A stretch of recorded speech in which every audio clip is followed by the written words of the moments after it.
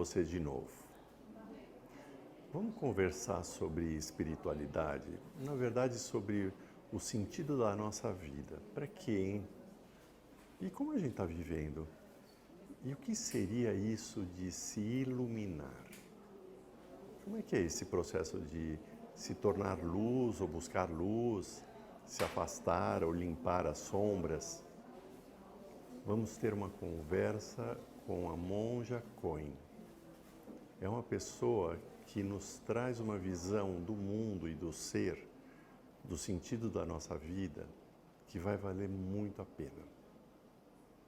Esse é o nosso próximo. Coimbra, que eu tive, tinha um menino que está fazendo um pós-doutorado em sociologia. Um minuto comendo um bacalhau, tinha um restaurante de estudantes barulhento, assim, uma delícia. E eu perguntei para ele, qual é a sua tese, o que você está fazendo? E ele me disse uma coisa que me fez refletir. Disse assim, o desenvolvimento leva à pobreza. Não é boa essa frase? Porque se está desenvolvido, não estou envolvido com o desse é uma negativa. Se eu não me envolvo com a realidade que está acontecendo, eu vou levar a uma pobreza no relacionamento, seja que for material, emocional, espiritual. Eu preciso estar envolvido e não desenvolvido. Interessante, não é? Essa é a tese que ele está lá desenvolvendo. Desenvolvendo, não, envolvendo-se com. E a gente começa a perceber das palavras que a gente usa. Não é essa a palavra que eu estou usando, ela é adequada? Ela está chamando alguma coisa benéfica ou ela está afastando? Quando eu digo não vai dar certo, não pode, não dá mesmo, é uma delícia. Mas às vezes a gente finge, a gente está lá dentro, vai dar certo, mas eu vou dizer que não vai dar, porque se não der, aí as pessoas não vão rir de mim, mas eu tenho certeza que vai dar, né? Então a gente tem que aprender um pouquinho os jogos da mente. E Buda dizia que a mente humana deve ser mais temida que cobras venenosas e assaltantes vingadores. A nossa mente. E por isso é preciso conhecê-la. Conhecê-la para usá-la de forma adequada. O que a gente não conhece não sabe usar direito, né? Quando comecei a usar computador, por exemplo, eu pegava o mouse e ele não ia de jeito nenhum para onde eu queria. Ele dançava naquela tela, aí eu tive que chamar minha neta para me fazer aprender a usar o mouse. E a mesma coisa, nós às vezes não sabemos usar esse mouse no computador, que é o nosso cérebro, que é a nossa mente, não sabemos os ícones que tem aí, nós descobrimos quais são os ícones, descobrimos que podemos colocar novos ícones. Não é só os que já estão aí, nós podemos modificar o hardware e nós podemos aprender a clicar nele também e abrir esses portais.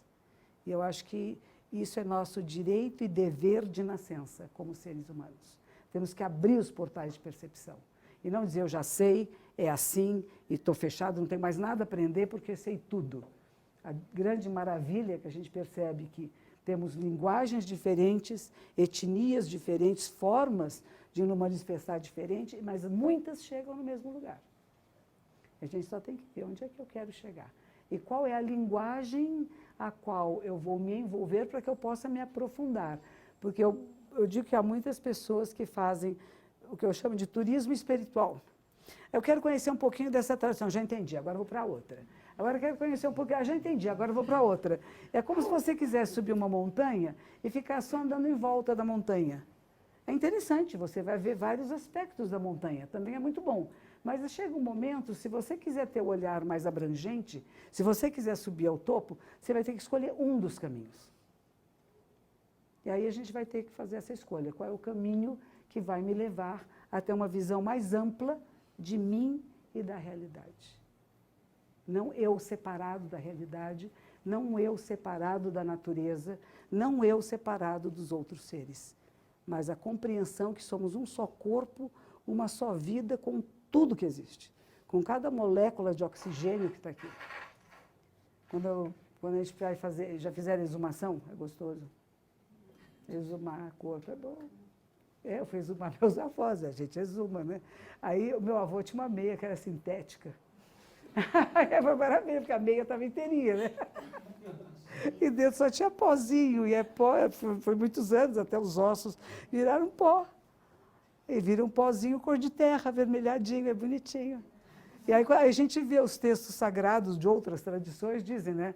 Somos pó e ao pó voltaremos, pois é mesmo. E era enterrado aqui, o cemitério de São Paulo é enterrado no cimento, não é na terra. Não tinha terra, tinha cimento e o corpo vira terra. É maravilhoso isso. Somos pó e ao pó voltaremos, que é o sentido de tirar o orgulho. O orgulho nos impede de aprender. Quando eu falo, eu sei, ninguém me ensina, mas você travou uma possibilidade de compreensão, de entender um outro olhar. Como é que você pensa? Porque, por exemplo, aqui vocês têm uma visão dessa sala que é diferente da minha. E nós podemos brigar. Você vai dizer, não, tem uma parede, tem 2 pessoas aqui, tem uma mesa. Eu falo, não, tem uma porção de pessoas sentadas. Eu falo, não, tem não. E nós vamos brigar. Não, tem sim, não tem, tem, não tem. O meu ponto de vista é melhor que o seu. Não é, diferente. E a capacidade de você mudar de posição e falar, que interessante, você vê assim. Eu só vou ser capaz de ver assim se eu for, por um segundo muito breve, um pouquinho de você. E você um pouquinho de mim. Então, nós cessamos conflitos. Não conflita mais. Isso que é a prática do processo meditativo e desse processo de espiritualidade que a gente usa aqui uma analogia do Zen budismo, mas que ela pode ser usada em qualquer lugar. Quando eu falo com irmãs, eu tenho uma grande amiga, que é uma irmã beneditina do Acre, de Rio Branco. As nossas experiências são muito parecidas. Quando eu falo com qualquer pessoa que vive em qualquer comunidade, essas comunidades que a gente mora junto, etc., é isso. É ser humano conflitando com o ser humano, até que você aprende o que eu chamo olhar da abadesa, ou olhar do terapeuta. Eu não tenho escolha, porque a gente acha que ele escolhe, né? Ele gosta mais de mim do que dela. Ele ficou mais tempo comigo na sala. Sou mais interessante. Essa competição desnecessária, né?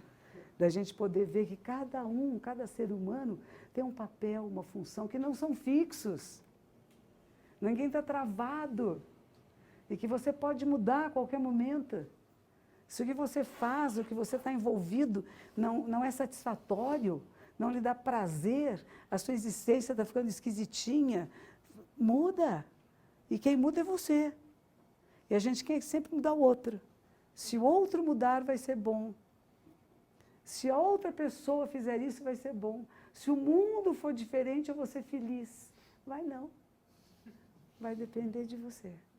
Mas você é olhar para você em profundidade e entender o que é a mente humana. E o nosso trabalho é a mente que observa a própria mente.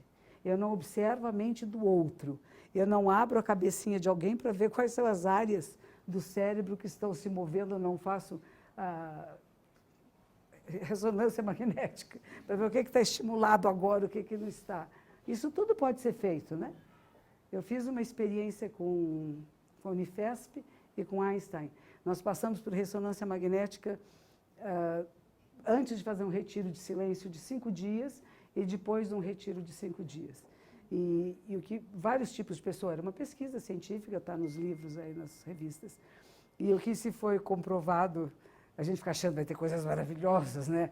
Assim, que as pessoas que meditam de forma sistemática por um longo período de tempo têm capacidade de responder a questões antagônicas sem necessidade de oxigenação do cérebro.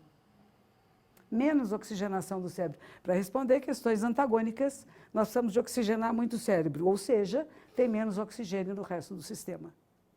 Se você precisa de menos oxigenação no cérebro, o corpo está mais balanceado. Não é interessante? Não é muita coisa, parece, mas para mim foi muito interessante saber disso, né?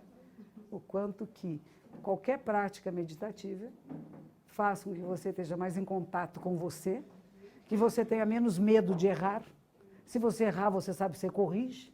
Que você não tem que ficar provando nada para ninguém, como você é inteligente, sábio, maravilhoso. E aí você é mais leve. E você sendo mais leve com a vida, responder questões é mais fácil, porque se errar, eu corrijo. Cria um certo estado de confiança no sistema. Não no euzinho, no sistema. que alguns vão chamar de eu maior, o eu verdadeiro, a essência do ser, vários nomes que pode se dar. E falando de Deus, que vocês gostam muito, que eu sei, eu vou contar a história de um padre do deserto, que ele conseguiu uma licença especial. Eu não sei, tem um filme maravilhoso que se chama O Grande Silêncio, vale a pena assistir, foi um cineasta, que ele foi um dia nesse mosteiro dos padres do deserto, né? Acho que são cistercianos, na Europa. E ele pediu licença para, se ele podia filmar os monges. E ele, de 16 anos depois, disse que sim. 16 anos, não é gostoso? Essa ideia de não temporalidade, né? Eu estou pensando se eu deixo você vir ou não. 16 anos, pode vir você sozinho com a câmera. E ele veio, ele fez um filme belíssimo. Assim, é todo em silêncio. Então, o que acontece? A gente ouve melhor. Se ouve tudo. Se ouve os passos da pessoa. Se ouve o cara cortando a roupa, o barulho da tesoura. É muito lindo. Tem cenas que ele parava a câmera assim, num raio de luz. E sabe aquelas coisinhas que você vê os pozinhos voando? Uma joia, uma joia. Mas um desses padres pediu uma licença especial. Eles têm voto de ficar permanentemente dentro do mosteiro, mas ele conseguiu uma licença de passar um mês no nosso centro Zen em Los Angeles. E quando ele esteve lá, ele já era monge há mais de 30 anos, 40 anos. E uma vez nós pedimos que ele falasse para nós como era a sua vida, o que fazia, e perguntava a ele se ele orava a Deus. Ele disse assim, bom, é um pouco diferente, a gente faz the benedictions, né? Bendito o céu, bendita a lua, bendita a estrela, porque nós encontramos Deus.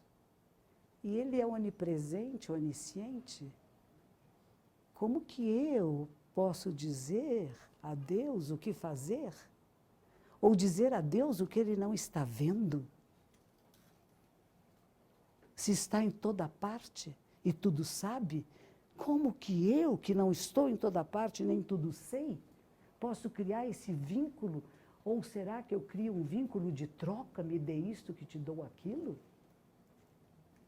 Eu falei, olha que interessante, não é? Eles escrevem e recebem carta uma vez por ano da família.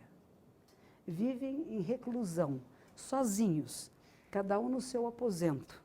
A parte de baixo do aposento, eles têm uma área onde eles podem desenvolver qualquer atividade. Eles podem escrever livros, mas não podem publicar. Interessante, porque tudo seria dizer a vaidade, o ego, né? Então, não pode publicar nada, pode escrever, fazer o que quiser. Ter qualquer atividade que seja. E não podem cozinhar, não podem fazer limpeza, nada.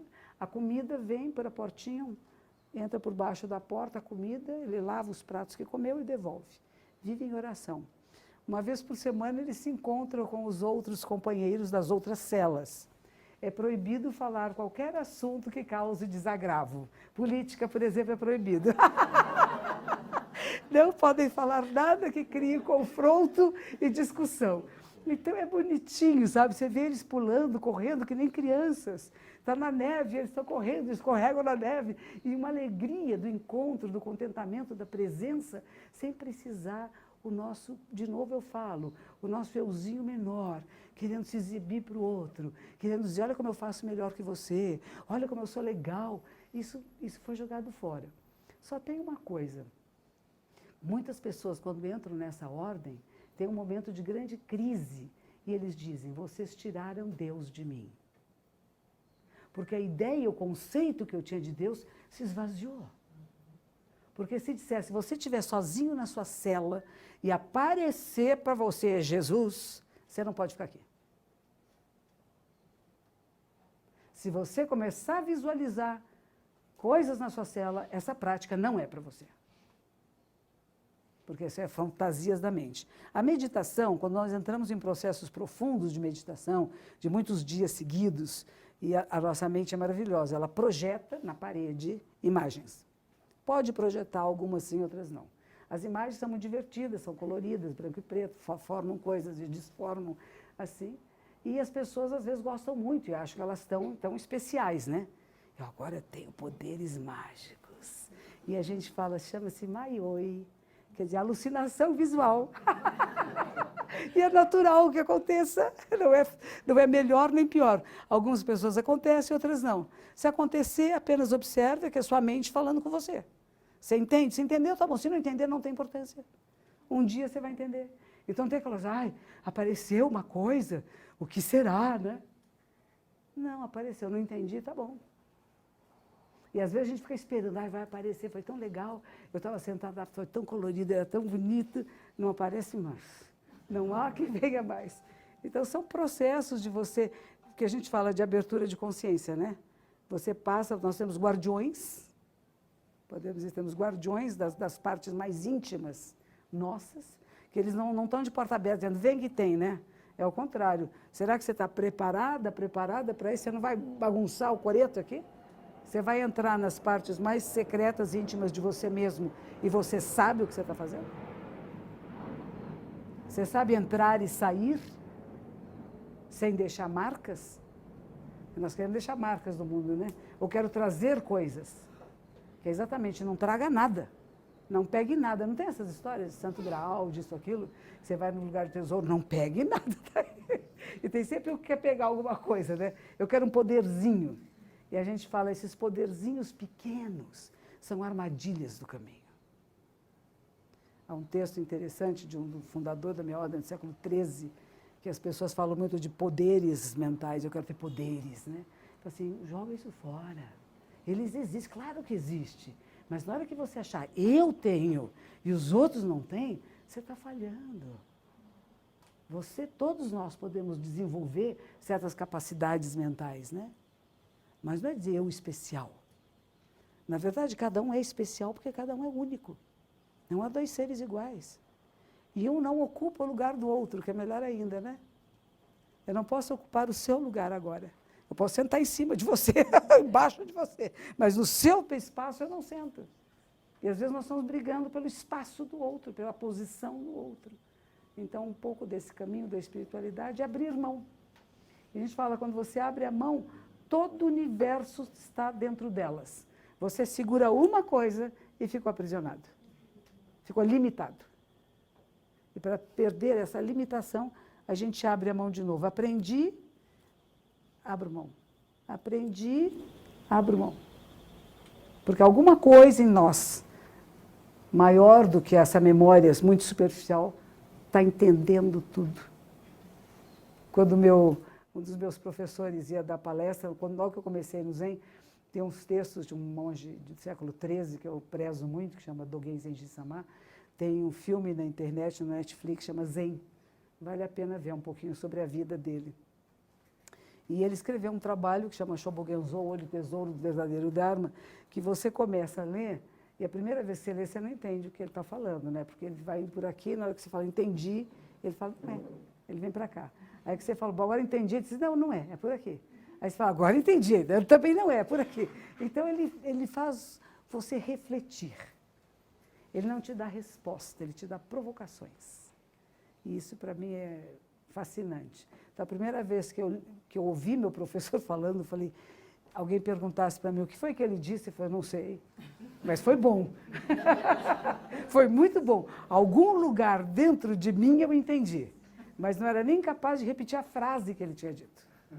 E é isso que a gente fala, quando a gente acessa a certos planos de sabedoria, a mente lógica tradicional, ela nem sempre alcança, ela chega até lá. Então a gente tem que abrir mão da mente lógica e deixar que esse outro aspecto da nossa própria mente tenha capacidade de se manifestar. E agora vocês me falem da física quântica, que eu não sei. Vim aprender.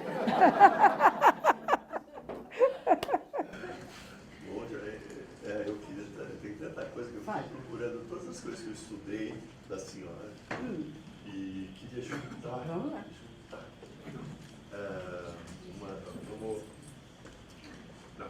Deixa eu não perder muito o clima que a senhora criou, o campo que a gente chama na física quântica, que é o seu nome, né? Cohen, que é só e completo. Isso dá a dimensão da sua existência, né? Só e completo e ao mesmo tempo esse aspecto da espiritualidade que é a sensibilidade espiritual, se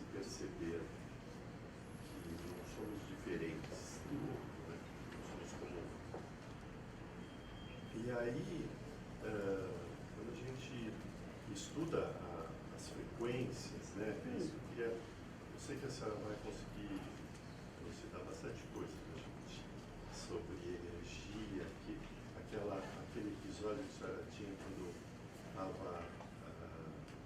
estava no Japão e tinha um contato com a sua filha, que tremia o armário, e ela estava nos Estados Unidos, ela estava aqui, né? Estava aqui. E como é isso, né, da energia, que na verdade hoje em dia a ciência estuda a frequência, percebe, mede. Nós temos aqui um dos nossos integrantes, que é um físico engenheiro, que está medindo a frequência das células. E a gente está atrás da frequência do pensamento. Qual é a frequência do pensamento? E da ilusão, né? A gente já estava falando da ilusão, a gente se ilude e cria imagens, né? Uhum. Então, a senhora podia ampliar um pouquinho, juntar essas coisas todas? Então, deixa eu contar um pouquinho a história da mala mexendo.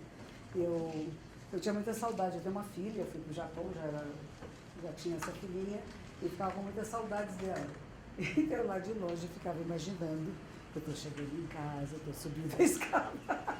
E minha mãe um dia me telefone assim, escute, pare de fazer isso, porque a sua filha está com muito medo, as coisas estão mexendo aqui em casa, e eu sei que é você. E eu estava tão contente que eu estava visitando, né? Eu estava com saudade, então eu entrava, eu conheço a escada, conheço toda a casa, né? Então, mentalmente, eu estava fazendo uma visita muito agradável, mas as pessoas que não estavam preparadas para isso, né? A minha mãe não, ela era muito tranquila, ela disse assim, você que está aqui, mas a sua filha não entende, a mala mexe em cima do armário, a porta abre e fecha, e ela está muito assustadinha, pare com isso. Eu parei e parou de mexer mesmo, né? Então, foi garantido que era eu que estava fazendo, sem nem saber que eu estava mexendo nos objetos lá, que era possível isso acontecer. Então, a gente percebe. Teve uma outra experiência que eu achei muito importante para mim.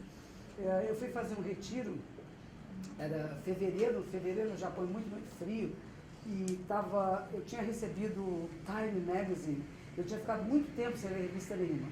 E a capa do Time Magazine tinha a Guerra do Golfo, e tinha aqueles pássaros que estavam todos molhados de petróleo.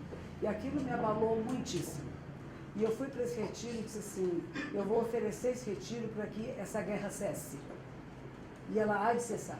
Eu fiquei muito doente durante esse retiro, mas muito. Tinha umas escadarias enormes, eu tinha que me segurar e me arrastar, eu fiquei com 39 graus de febre, eu só perdi um período de meditação, que eram 40 minutos.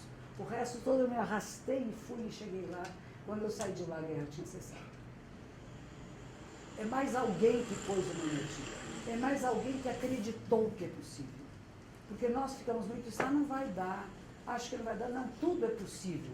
E quanto maior número de pessoas considerar que é possível colocar o seu campo de energia focado numa direção, nós somos capazes de fazer coisas incríveis. Eu nunca tentei nada depois disso, mas para isso, para mim, foi muito importante. Eu fiquei muito doente, mas muito fraca, era uma coisa muito difícil. E é um cestinho muito intenso, um cestinho é retiro. Nós sentávamos 16, 18 horas por dia em silêncio, em meditação, com a perna doendo muito. Mas eu nunca quis que não doesse. Ah, quero que pare de doer. Não, pode arrebentar a perna, porque tem uma coisa aqui que eu quero que aconteça. E quando eu saí de lá, me disseram, a guerra cessou. Falei, nossa, que bom, né? Será que a gente é capaz de fazer algum sacrifício nesse sentido? De alguma coisa que eu quero que seja diferente e que eu possa focar nisso para que aconteça? Ou eu vou esperar? A gente fala que tem duas coisas que não funcionam, né? Lamentação e esperança. Esperança não está acontecendo, né? Vai acontecer, estou esperando que aconteça, não. O que eu faço para que aconteça? E ficar lamentando que não está bom também não serve. O que eu faço para que seja diferente. E aí o karma, ele está relacionado a isso, né? Essa frequência que se cria para a nossa vida, não isso. É? Então, karma é uma coisa que você cria, uma frequência, como você disse, que ela é a tendência de repetir, de manter nessa frequência. Agora, se você percebe que alguma coisa que não é benéfica, você vai precisar de um esforço para mudar a frequência. E é possível. E aí que está, é possível.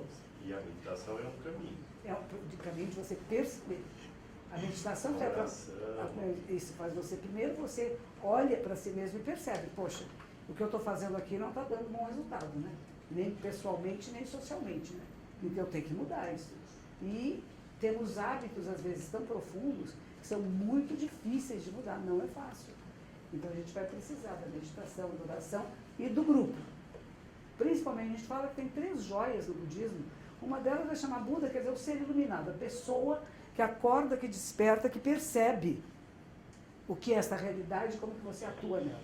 Segundo, são os ensinamentos que fazem com que você desenvolva essas capacitações. E o terceiro é o grupo. A importância da comunidade. Não é eu sozinho, somos nós fazendo alguma coisa.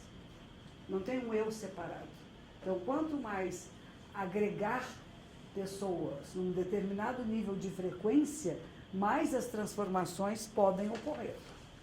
Quanto menos, é mais fraco, é claro. A gente vai juntar energias, né? No campo de frequência. Vai ter mais pessoas pensando e atuando naquela mesma frequência. Se a gente está, por exemplo, numa época, tem uma moça espírita de Coimbra que me mandou um texto dizendo que os espíritas em Coimbra tiveram uma reunião e disseram que o Brasil essa semana, cuidado, não entre em embates porque as forças espirituais prejudiciais estão todas prontinhas para atacar. E os benéficos também estão prontinhos para entrar em ação. Mas eles só entram em ação se os outros entrarem em ação. Interessante isso, né? E os guardiões do bem, eu fiquei imaginando esses filmes, né? Os guardiões do bem estão a postos. Porque sabe que a coisa aqui está pesada agora. Né? E seria durante essa semana. Então estão a postos. Então a solução que serve vocês que estão nesse plano comunzinho aqui, não entrem em empate com ninguém. Não briguem com ninguém. Porque estão querendo provocar ódio, raiva, rancor. É a hora de desenvolver o quê? Amor, compreensão, carinho. Seja lá o que for o pensamento de quem quer que seja. Mas você tentar compreender este ser humano, que é como você. Cada um de nós tem tudo em nós. Temos o tirano e o professor, vivem em nós. Não vive separado, não, vive aqui. E você compreender ambos e querer bem a todos, não é? Essa é a grande girada da consciência, essa é a grande girada da mudança do karma. Porque se tem hábitos de briga, a gente vai falar que tem 6 mundos, né? Um deles é dos Asuras. Os Asuras são os seres briguentos. Eles são meio invejosos dos seres celestiais. Porque está tudo bem, está tudo ótimo. Então, como está tudo bem? Não está bem coisa nenhuma, né? Vão brigar, vão criar atrito, né? Então, e tem os seres humanos, que vivemos nessa baguncinha que a gente conhece. Tem os seres bichinhos, animais, é só a nossa parte animal instintiva. Tem os insatisfeitos, é o chamado saco sem fundo, né? Por mais que está faltando, não tem, quero mais. E os seres que vivem em sofrimento, que seria chamar os infernos, né? Os grandes sofrimentos. Que a pessoa não quer sair do sofrimento, né? Porque acomoda-se também. Então, eu falo de novo, posso estar errado, que a ideia do euzinho menor, eu sofro mais, eu sou mais infeliz, então olha a minha identidade, né? E você destruir essa identidade é um trabalho do Zen. Você não é essa identidade. Isso é um dos aspectos, mas não é, você é mais... Isso é a identificação com a vítima. Pois é. Tem um professor em Los Angeles, ele fez um trabalho interessante com a psicóloga. Ele disse que leva qualquer pessoa em 3 horas à iluminação perfeita. Mas ele leva para grandes hotéis, assim, um grupo não muito grande, e ele diz assim, sente-se na cadeira de uma determinada... Não é nem você quiser, você é o controlador. Então cada um diz, não, quem é você? Pergunta, né? Não é seu nome, eu sou a controladora. O que você quer controlar? Tudo. O dia, a noite, eu, os outros querem controlar tudo. Então você assume esse papel por alguns minutos, se torna esse controlador, reconhece esse controlador em você. Aí ele vai dando outras formas arquétipas, né? E tem a vítima, eu sou a vítima, coitadinha, ninguém me entende, eu sou. Ele vai passando por vários desses modelos mentais e no final ele diz assim, você é a grande mente. A grande, a imensa. Cabe tudo dentro dela, o universo inteiro. E junto com essa grande mente tem um grande coração, uma grande bondade. O que está fora da sua mente? O que pode estar fora da grande mente? Então a pessoa se identifica com o todo. Claro que são meios expedientes muito hábeis para levar a pessoa, em alguns momentos, a ter a expansão da consciência. Você é o tudo. E você é todas essas partezinhas também. Isso é iluminar. Isso é iluminar. A senhora fala que a verdade, que nessa hora a verdade se torna íntima da gente, né? Porque é como se a gente tivesse essa distância da nossa verdade, né? E da verdade como um todo. Quando a gente acessa ela, de alguma forma a gente estaria íntimo conosco e com a vida. Com a vida. Não tem mais a separação. Corta-se a dualidade. O pensamento dual. Você veja, a provocação de Buda no seu processo de desenvolvimento espiritual, ele senta-se em meditação, né? E vão aparecer várias tentações mentais. Meu filho, meu reino, o que eu estou fazendo aqui? Eu tenho outras coisas para fazer, eu queria lugares mais prazerosos, ventinho melhor, menos chão duro, né? Comidas, etc. Ele vai resistindo a tudo. Mulheres, sexo. Ele vai superando tudo isso, né? E a última tentação, energias prejudiciais, inveja, raiva, ódio, etc. Tudo isso ele supera. A última tentação é o demônio, que seria o dual, o dois, dizendo para ele, você é mais que o outro. Você é o Buda dos Budas. E ele põe a mãozinha na terra e diz, a terra é a testemunha. E por isso ele se torna iluminado. Ele não diz, eu sou o Buda. Porque ele está apegado à terra. Não, eu sou humus, terra, humildade. Sou pó. Não sou nada disso. Tem aqui, não vou para ele. Não vou para essa ideia de eu sou o máximo, sou maravilhoso. O pé no chão. O pé no chão, é isso aí. E isso é intimidade com você. E a gente fala, quando a gente quer se tornar, ter essa percepção do uno, de que você é o uno, tudo aquilo que é dual vai te provocar. Aí você vai cair na armadilha, ou você é capaz de passar por ela e chegar lá. Às vezes caímos, aí você tenta de novo. Por isso a gente fala, cai 7 vezes, levanta 8. Não desiste. Hoje, a gente vai ter, eu sei que a senhora tem um horário e a gente vai encerrando. Eu queria ver, como tem muita gente que assiste o canal Relacionando, acompanha, e ele não está aqui, as pessoas não estão aqui, a senhora podia mandar uma mensagem para as pessoas que não estão aqui, e claro que todos que estão aqui vão receber essa mensagem muito agradecidos. Eu tenho um grande amigo, chama Daniel de Oliveira, ele é um grande atleta. Ele é um Deca Ironman. Ele faz 10 Ironmans, ele é o vice-mundial do ano passado, foi o campeão mundial do ano retrasado, e este ano ele vai fazer, acho que é 5 vezes isso. E uma das coisas que ele diz é, você pode tudo. Você, ser humano, pode fazer o que você quiser. E tudo depende da sua mente. Se você souber conhecer a sua mente, e se você souber usar a sua mente de forma adequada, não há impossível para o ser humano. O corpo se adapta e você consegue o que quiser. E às vezes fala para mim, por que você faz isso? É tão cansativo. Eu disse assim, porque eu quero mostrar ao mundo que é possível. Não sou só eu, é possível. E eu acredito nisso.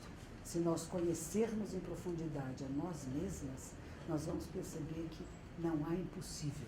Pode demorar um pouco mais, mas precisa ter foco, precisa saber o que quer. Essa pergunta é importante, o que eu quero? O que eu quero fazer? Como é que eu uso a minha energia vital? Como é que eu mudo a minha frequência, eu mudo o meu karma? Não é dizer eu nasci assim, e minha família era assim, em vida anterior foi assim. E agora? Como é que é agora? O que você faz com esse agora que você está aqui? Como é que você transforma isso? Se está bom, dê continuidade. Se está mais ou menos, melhor. Se está ruim, cessa o que você está fazendo. E muda a sua maneira de ser. Minha professora dizia assim, naquela época ela falou assim, muda de canal. Muda a frequência. É isso. Ela diz assim, existe um canal, ela diz assim, chama canal Buda. Canal iluminado. Canal de sabedoria. Sai do melodrama. Sai da novelinha. Vira para outro canal e você vai ver que a vida é luminosa. A vida é luminosa. Não é você, não é o outro. A vida em si, ela é luminosa. A mente, essa é a frase do Dalai Lama, também acho uma preciosidade. A mente é incessante e luminosa. Então não pense que meditar é cessar a mente, é cessar oscilações da mente, é perceber as oscilações da mente. Mas cessar a mente se chama morte encefálica. E ninguém quer matar ninguém em processo meditativo. Pelo contrário, temos que perceber o movimento que existe. É como entrar no mar um pouquinho. Se você chega na beira da praia, você vê as marolas. E você vai achar que o mar é marola? Não é. Você começa a observar a sua mente e você vê o movimento. Mas será que é só isso?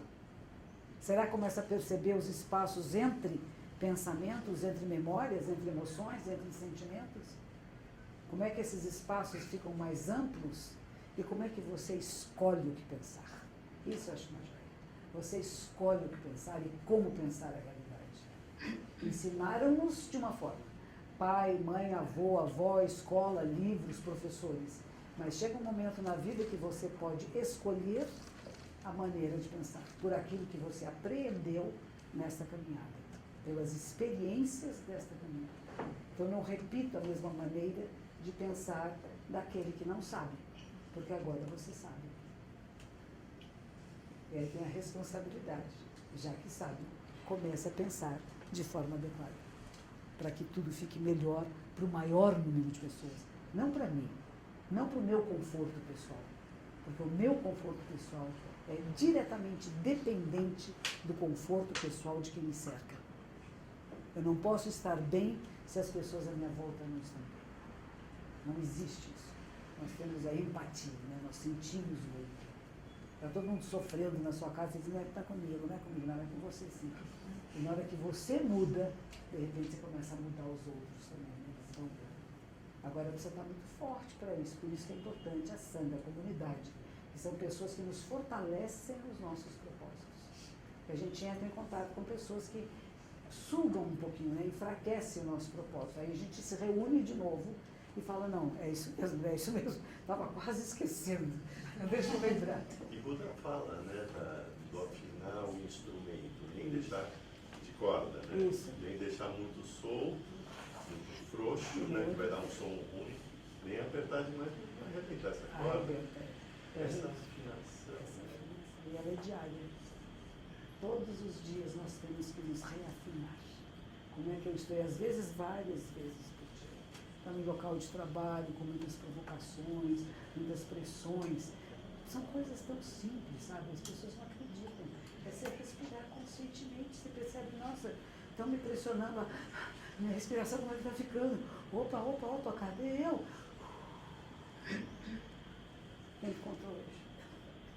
Não leva menos que um minuto. E as pessoas não usam isso.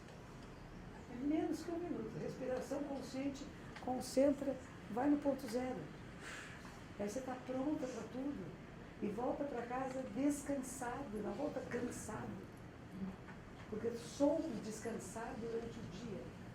Soube deixar esses campos que a gente vai chamar, tem energias que não são benéficas, né?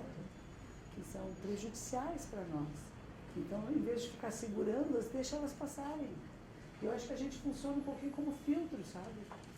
Se você está bem assentado e está bem firme, e entram energias prejudiciais, você pode filtrá-las em você. E você retorna com coisa boa. Alguém te empurra, você não empurra de volta. Alguém te ofende, você não ofende de volta, pelo contrário. Você vai sentir até compaixão, piedade por aquele que está falando coisas que não são adequadas, corretas. Mas não desenvolve rancor, raiva, ódio. Então você vai purificando o mundo à sua volta, né? Eu uma vez fui fazer uma prece numa casa missionária japonesa, eu me atrasei, fiquei muito embaraçada. E quando eu entrei, comecei aquela conversa que nós falamos, é o trânsito, né? E ela vira-se para mim e disse assim, hoje de manhã, quando eu esperava você, um passarinho cantou na minha janela. Foi tão bonito. Acabou. Mudou a frequência da hora, mudou. É isso, é simples. O pessoal vem com uma carga pesada, fala coisa, e sem querer a gente entra naquilo, e fica tão pesado junto. Aí, e tão inesperado ela me dizer isso, né? O passarinho cantou na janela, que bonito. A gente lembrar de uma coisa suave, sutil, agradável. E aí você leva isso, você leva quem está perto de você. Mas se usar demais também perde, viu? Ficar o tempo todo alguém me diz, estou sofrendo, passarinho na janela.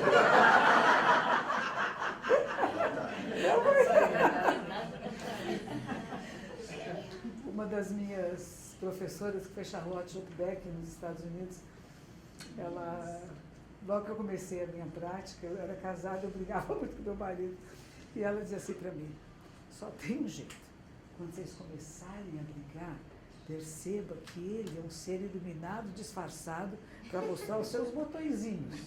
Então, quando ele apertar o botãozinho seu da raiva, da braveza, agradeça. Você põe as mãozinhas assim, mas não deixa ele ver.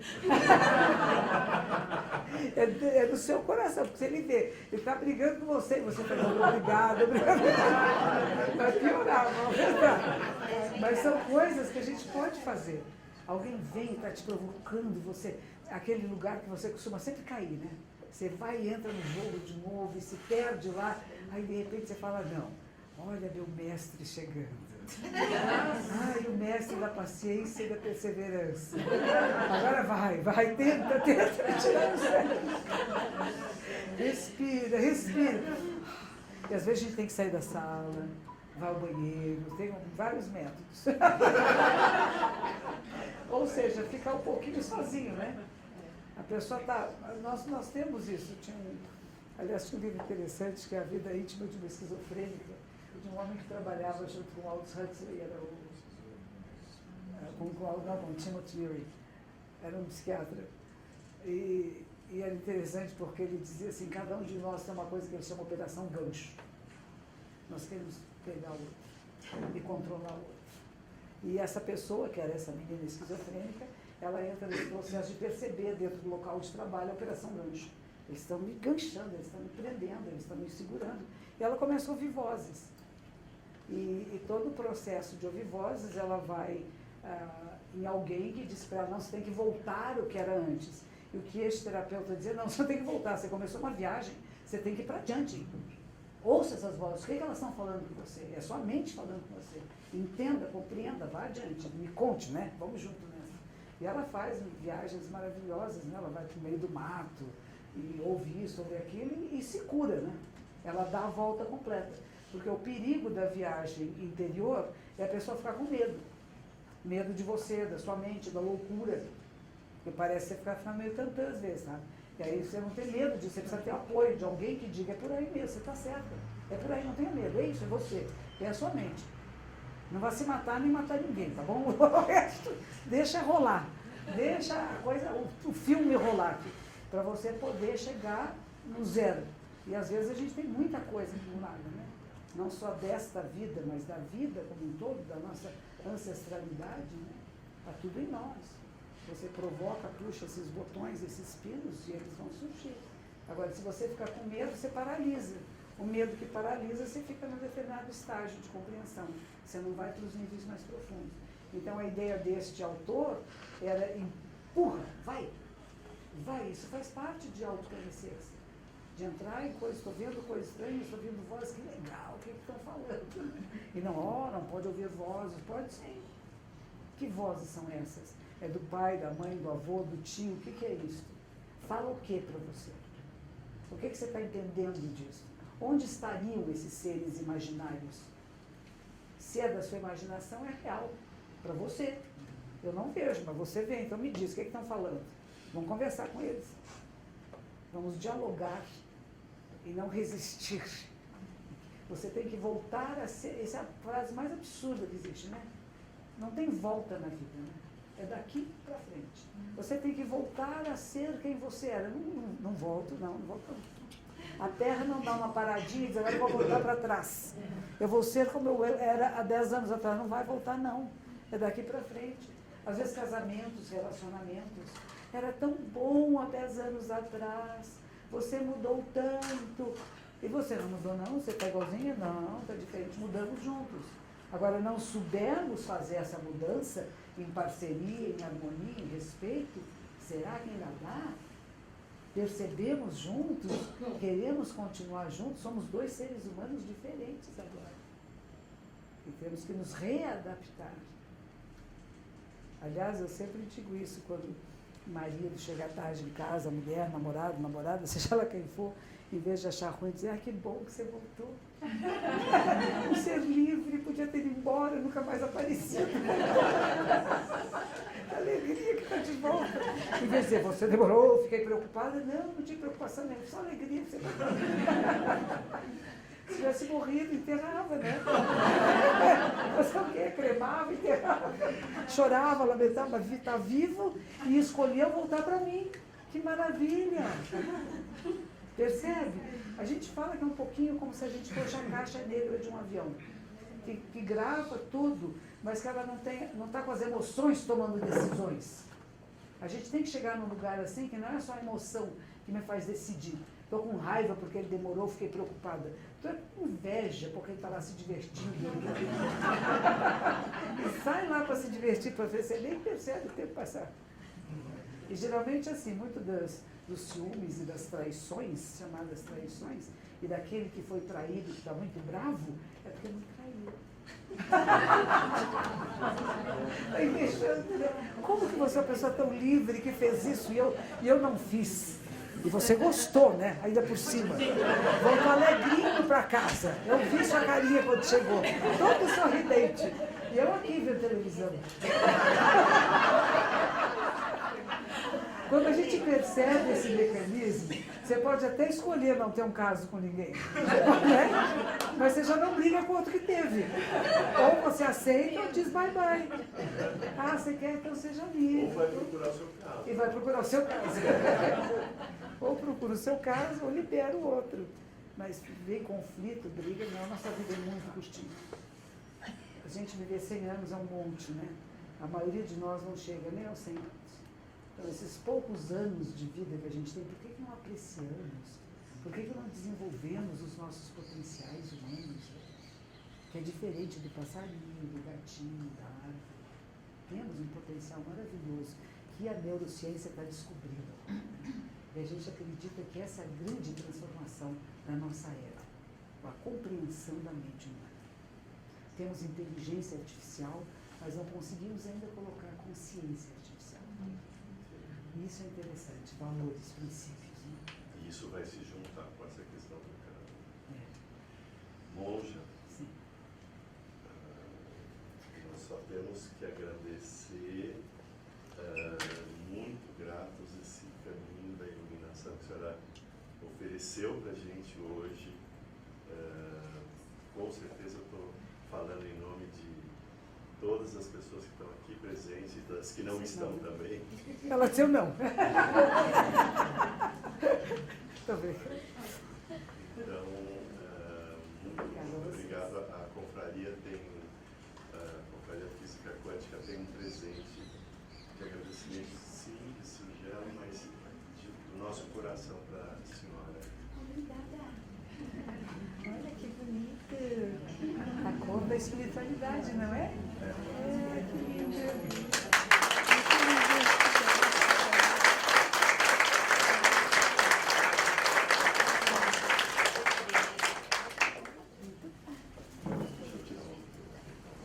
Vamos?